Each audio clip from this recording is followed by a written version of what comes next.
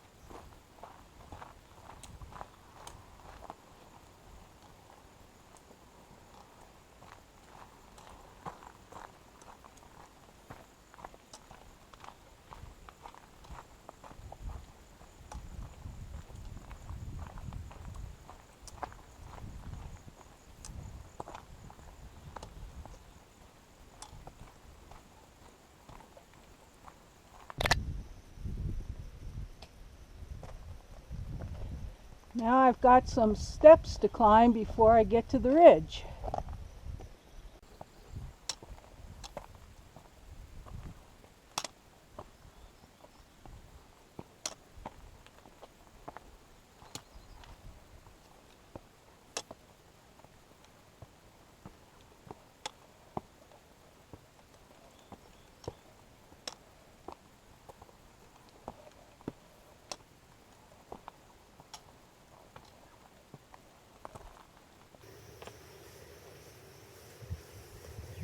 Go on, little toad, move. I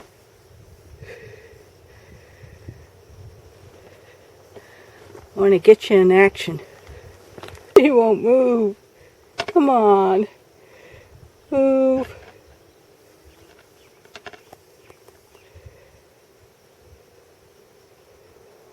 Move.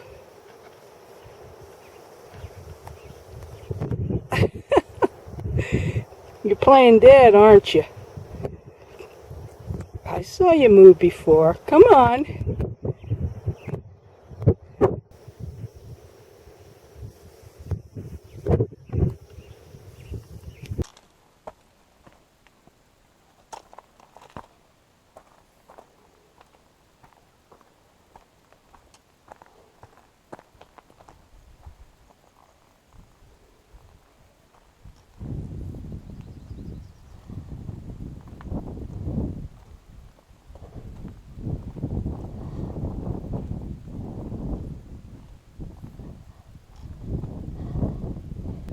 Way down there is Sanctuary Trail, which we've done.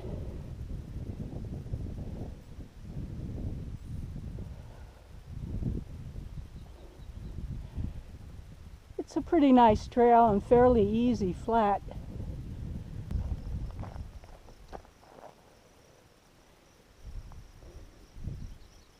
You can see from here why it's called the Ridge. Rankin Ridge.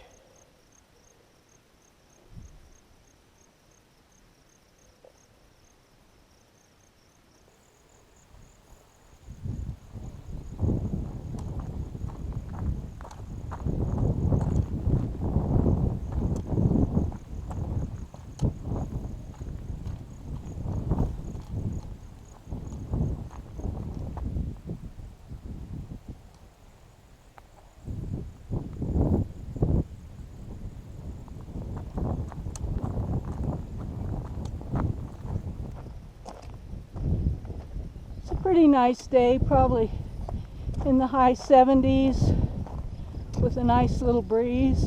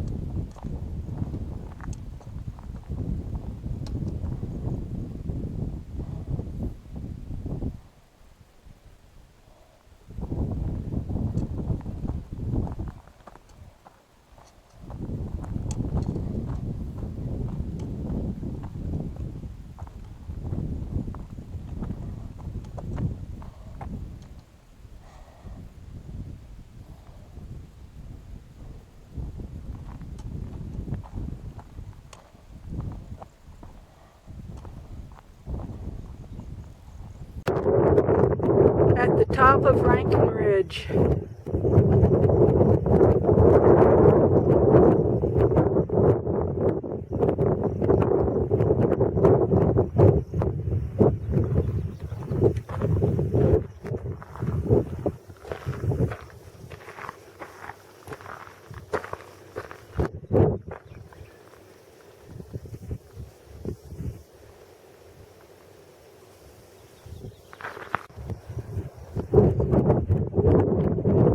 Used to be able to climb up there,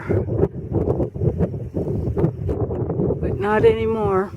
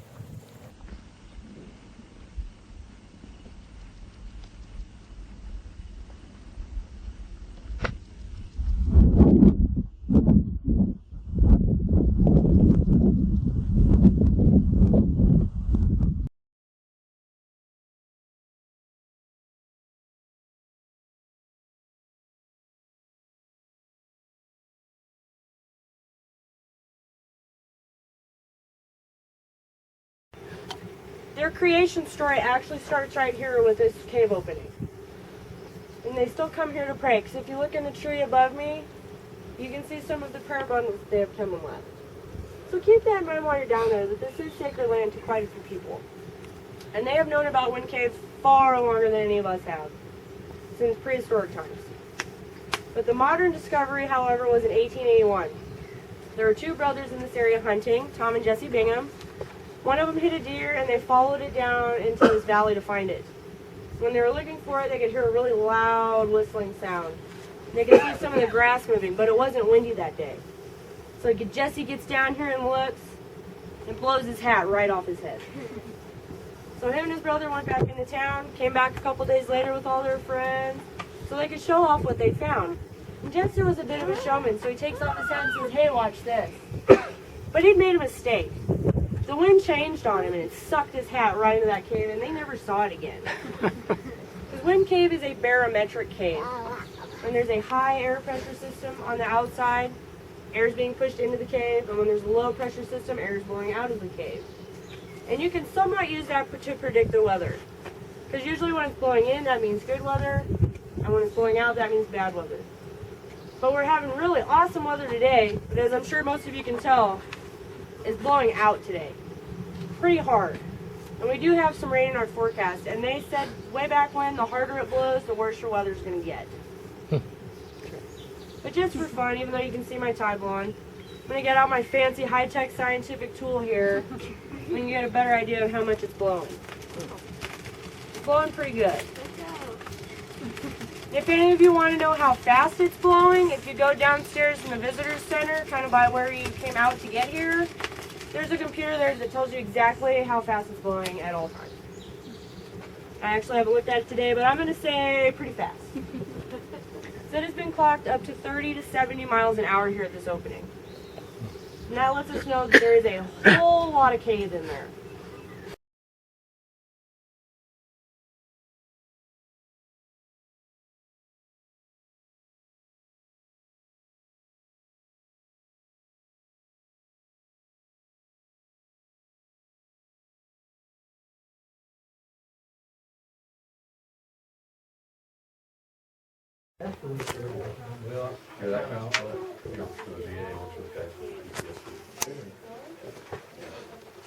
I had to go through it myself. I appreciate you doing it. Desert Storm, Desert Shield, Bosnia, Afghanistan.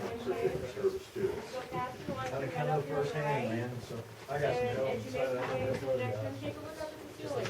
Well, I'm telling you, you know, my one, Oh, the other one. really beautiful. I love it. And as you guys go past me, wash your head up here on the right, and take a look up at the ceilings on your leg.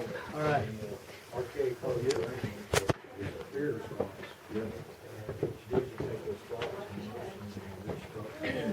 So what I'm pointing out here is some of the popcorn and the frostwork. It can be seen all over one cave. And as you guys make your way past me, watch your head.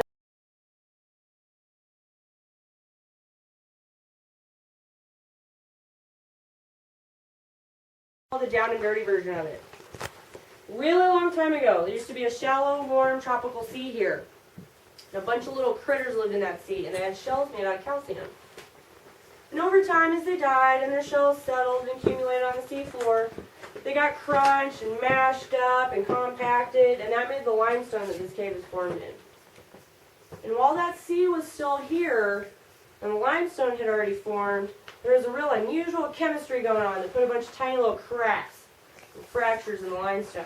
And those cracks got filled in with calcite, and it hardened. And then a little bit later on in time, there was a big uplift here in the Black Hills.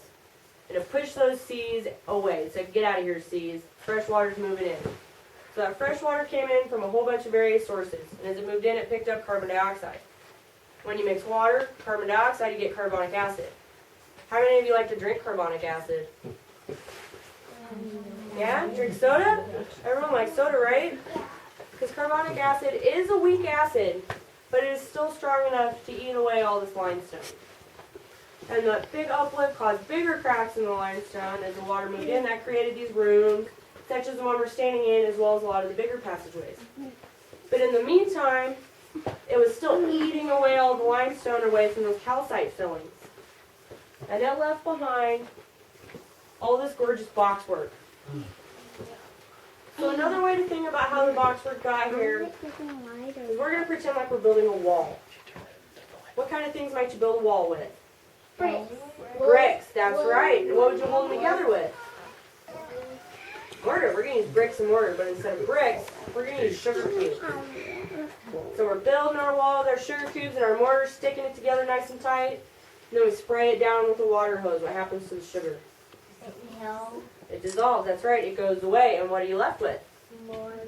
The mortar. So you can think of the boxwork as the mortar left behind as those limestone bricks got removed. Boxwork is actually pretty rare for caves, but would you know that by walking through here today?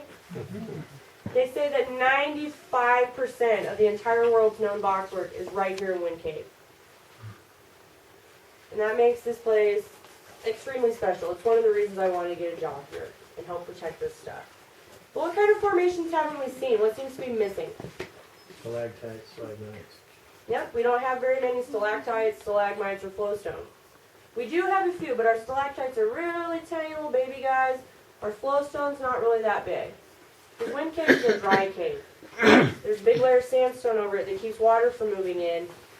And although we do get some water in here and there, as you'll see later on in this tour, maybe you'll get some cave kisses.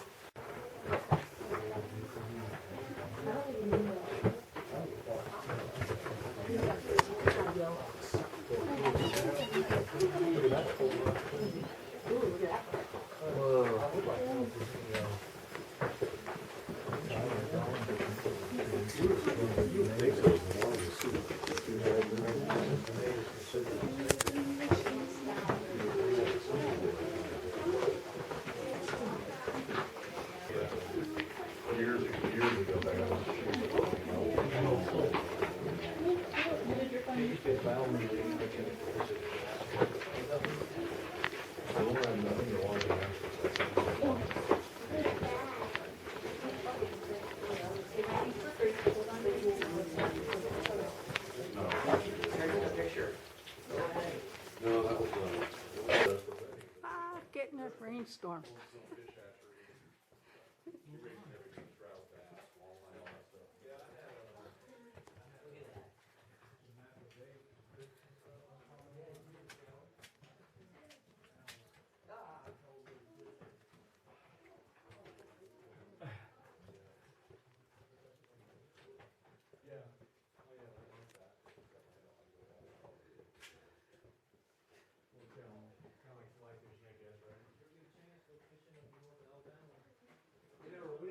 boats that far. We used to go to Lake Fork in East Texas every year. Yeah.